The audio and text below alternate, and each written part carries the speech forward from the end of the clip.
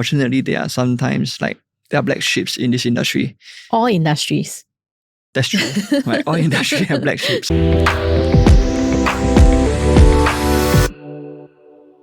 Hi, welcome to another episode of Property in 20, brought to you by Ceekay Soh District. And today, this episode is pretty interesting because this is not a common topic at all. We are going to talk about the hidden dangers of commercial and industrial rentals. Right? So when it comes to the rental market, I think a lot of people are more used to listening to residential, like condo rental, HDB rentals. But now we're going to talk about commercial and industrial, and this is a very niche market. I think, in fact, it is a pretty small minority of the local market that invests in this area.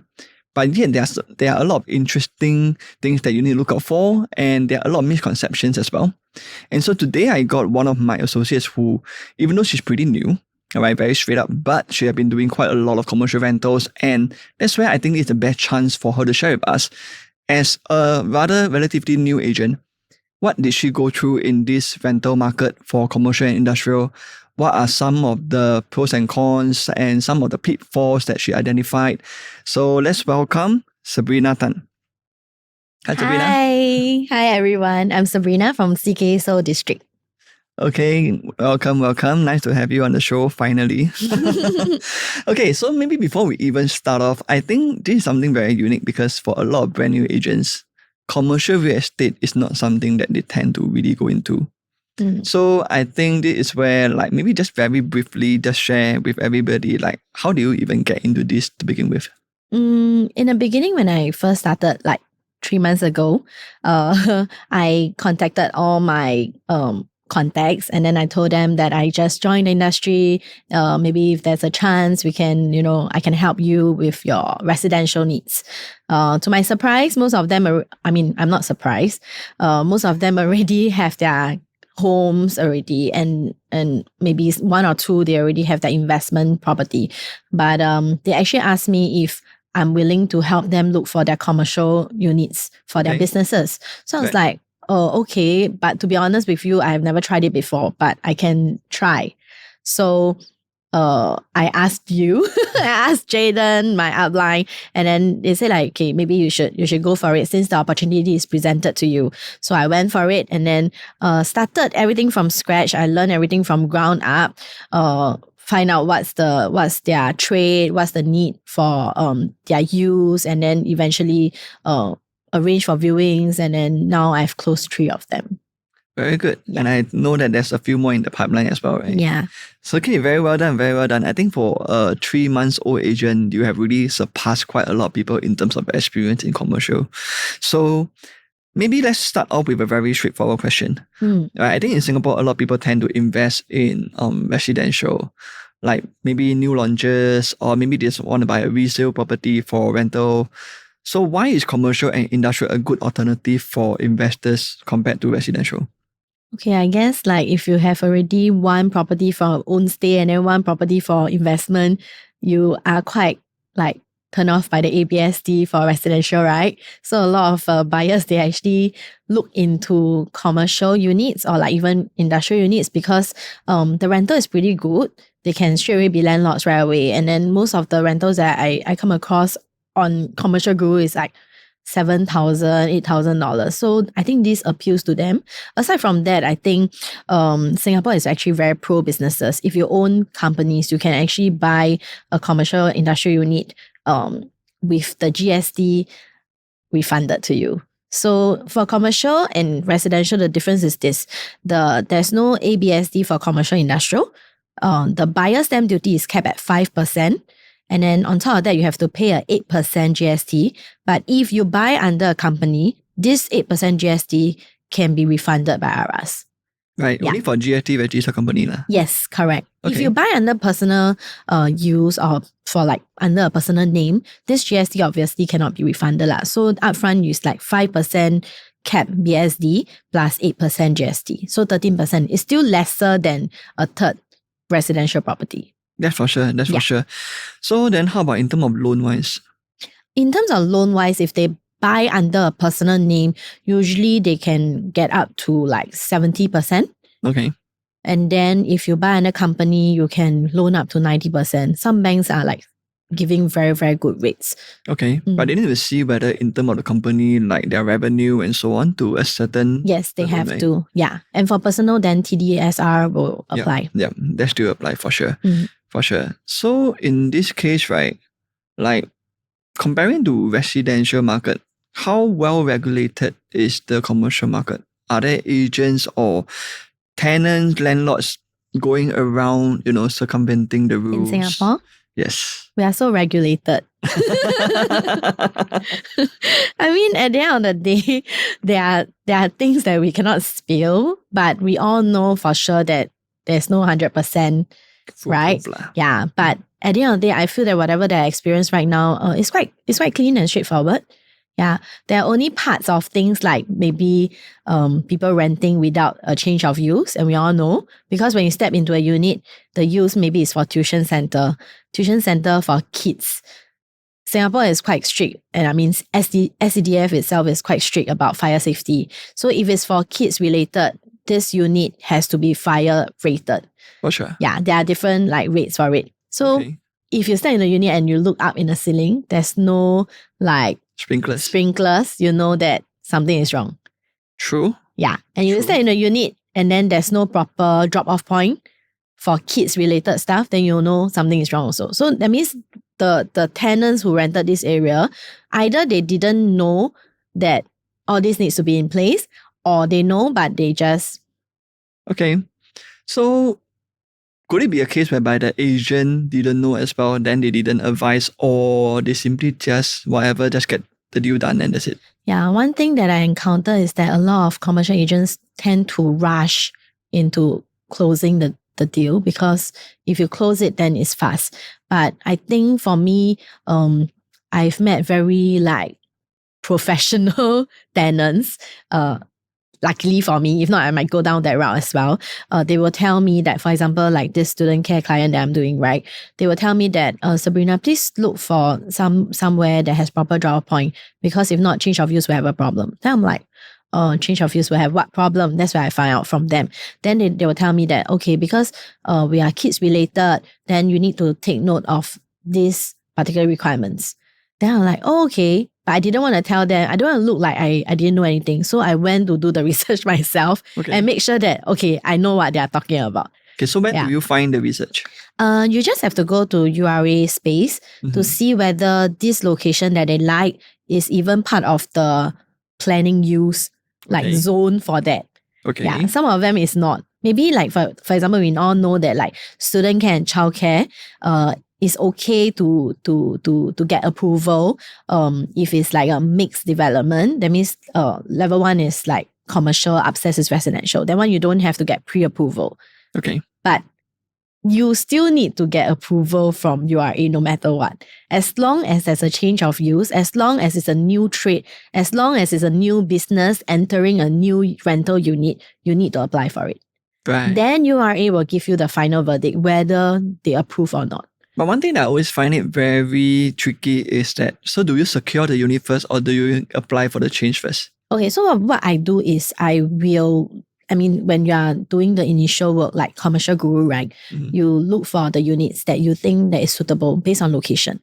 Then after that, I will ask the agent, like, can you give me the address? Let me just do a quick search on URA space whether is this allowed. If it's not allowed, then I won't present to my client. If it's allowed, then I say, okay, then I will search even deeper, like the planning use, change of use. Has it been done before? Like maybe they want to do F&B. Has it been changed to F&B before? If it has already been changed, that means high chance they can approve it again. Yep. Yeah, but if it's not even, then I'll tell my tenants that it has not been done before. The process is going to be like about 10 to 14 working days. Are you okay to wait? We get approval first. Okay, but you can still try and secure the unit in a way? Or? You have to also get some form of like approval from the landlord in order to apply for a change of use. Yep, so what I will do is ask my tenant, are y'all really, really sure you want this place?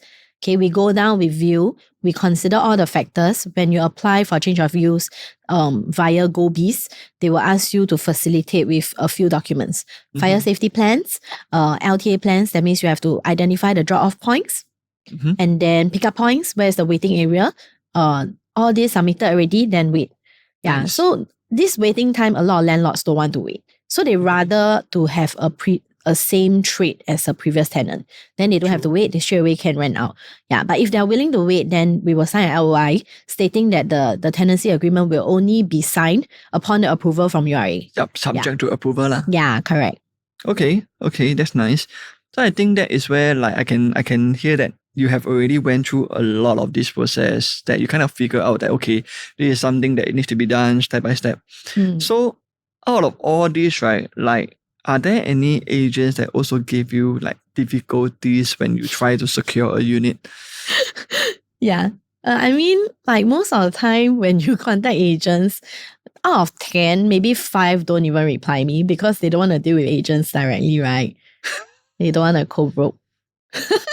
But, they just don't reply, just pretend never see, then they have no excuse lah. But I'm just saying that those that actually replied me, like, out of 10, maybe 3 of them are actually very professional about it. They'll ask me what's my trade, do you know about going to get change of views or this? Then I know that I'm in safe hands. That means we are on the same wavelength. We know what we're talking about. Yep. And then the other 2 will be like bad eggs lah. They will just like call you and then scold you. Yeah. Scold you? Yeah. Scold you what? Like scold me why I'm asking to co-bro, why I cannot take comms from my tenant and things like that. Yeah. Okay. Yeah. In a very nasty way. I wasn't expecting it. But I've dealt with so many divas in my media industry. Yeah. Okay. So this is... So I think this is where like unfortunately there are sometimes like there are black sheeps in this industry. All industries. That's true. Right. All industry have black sheeps. Okay. So I think however like generally so far it is something that you will want to continue to, like pursue this direction in commercial real estate. Actually, I quite enjoy it, even though it's very tedious. The process is longer than normal people imagine. I mean, residential rental, I would say, is faster because I rented myself also. So I realized that usually when people want to rent residential, it's quite straightforward because there's a need. They need to fill their need and then it's done, right? Okay, true. You do the handover, you do the inventory check, and then you can move in. But for commercial, it's a long process if the trade is not already changed before. So you might need to like ding dong a little bit lah. Yeah. I mean, URA is considered fast lah. It's like 10 to 14 working days. But HDB is 21 days. So like the deal that I was trying to close in March, right? I only signed a TA, the tenancy agreement in May. So that's that's how long it is. Because you can't rush them. They are also limited in manpower. True. Yeah. True. So then in this case, right, like for someone who's renting for the first time, like maybe today, let's say I'm the tenant and all the while I'm only exposed to the residential market. But I decided that, okay, I want to consider renting a commercial unit for the first time. So what should I look out for? For what? What do you want to rent it for? For your business or to stay in? No, you can't. Okay, let's say that I decide to start a business. Okay. And then I want to, like rent it for my own business use. Okay. What should I look out for? I will ask like what is your trade? And then after that, ultimately we need to look at the location, whether the demographics in the area will actually fit your business, your trade of business, right? So ultimately I will also ask you like, how urgent are you? Because right now the supply in the market is so limited. The one that you like, after you do the change of use, 2 weeks later it might be off the market already. Yeah. So urgency is something that I will also ask. And then lastly, I will also make sure that my tenant know what they are looking out for lah. Yeah. And also at the same time, right? Sometimes it's not about whether you like the place or not. Yeah, you have to see the surrounding factors. Yeah. So I think that the way how we look at commercial and residential is vastly different. Like one thing that I learned before is, for example, for certain commercial, right, the lower floor, the better. But residential is about, I want to stay as high as possible. Yeah, it's opposite. Yeah. And then for commercial, I also heard that sometimes nearer to toilet is better. Nearer to escalator, of course. Yeah. Right. So whatever that have more higher human traffic, then generally that is preferred. Correct. Yeah. But in residential, it's like, no, I don't want to be in such a busy area and so on. Right. So when you communicate this to tenants, is there any difficulty in getting them to get used to these kind of differences? No.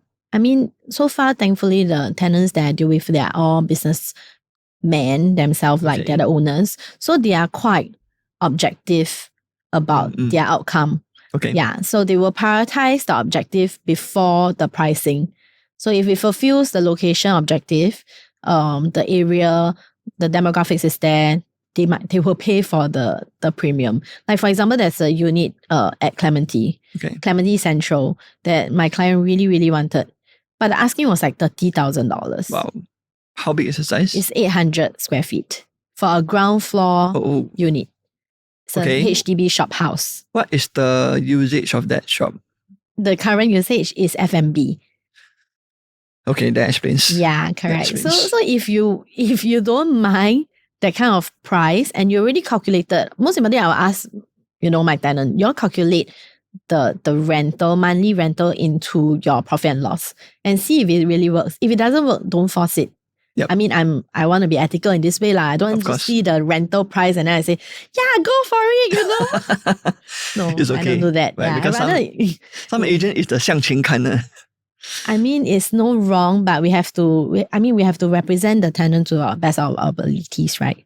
Of course, of course. That's always the case, right? So how about anything more that is less known about commercial industrial investment that is a must know that people should know?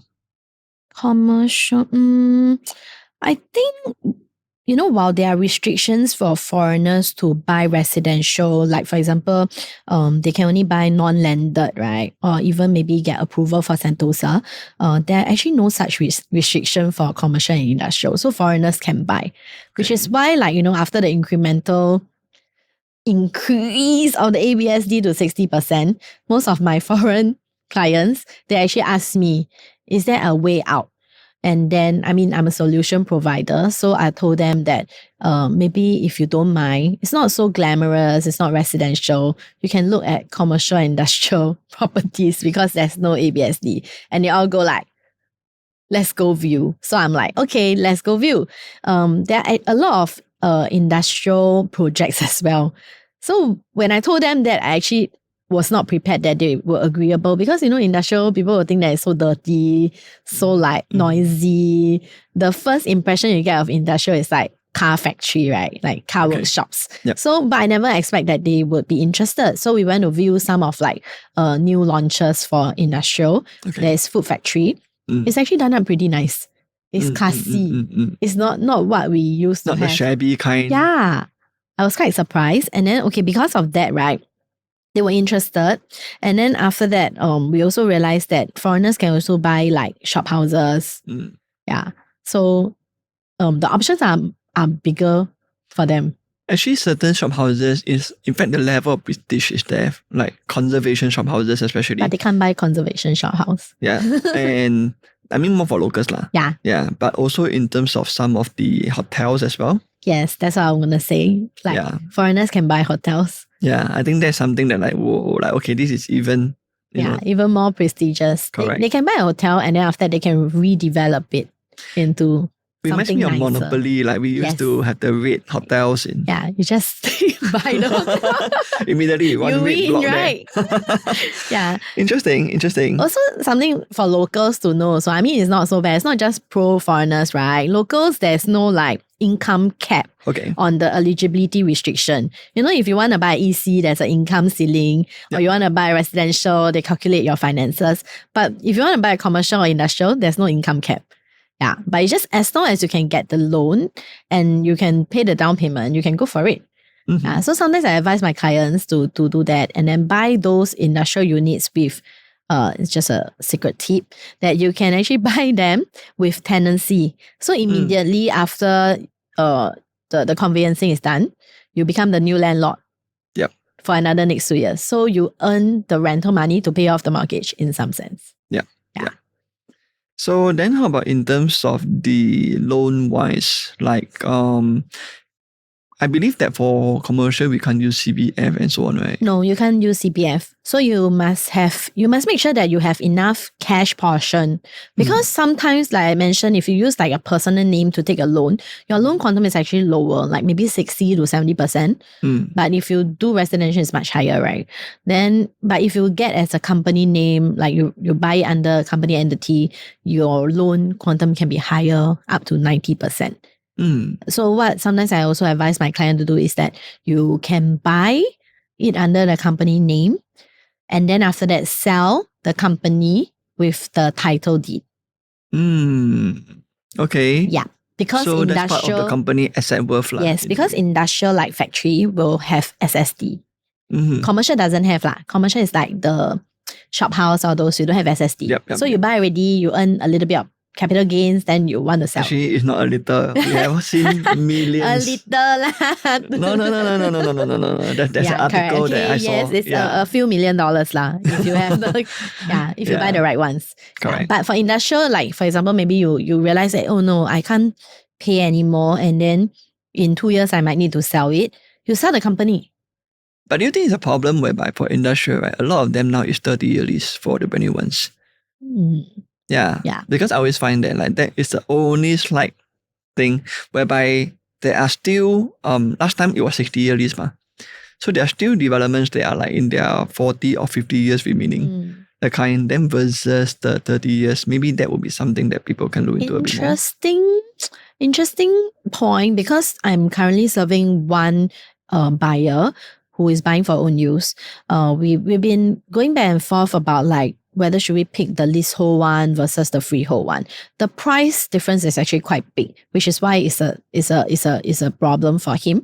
But we realize that ultimately, right, the freehold one will hold its value. So if he wants to use it as like a legacy to pass down to his kid, he can still pass down this industrial unit to his kid. Yep. Whether he want to rent it out or he want to sell it. Very rare for freehold industrial. Super rare. There are good ones. Okay. Yeah, especially in the Tagore Lane area. Okay. Very, very good ones. Interesting. Yeah. So I just have like this one last question for you before we end off the show.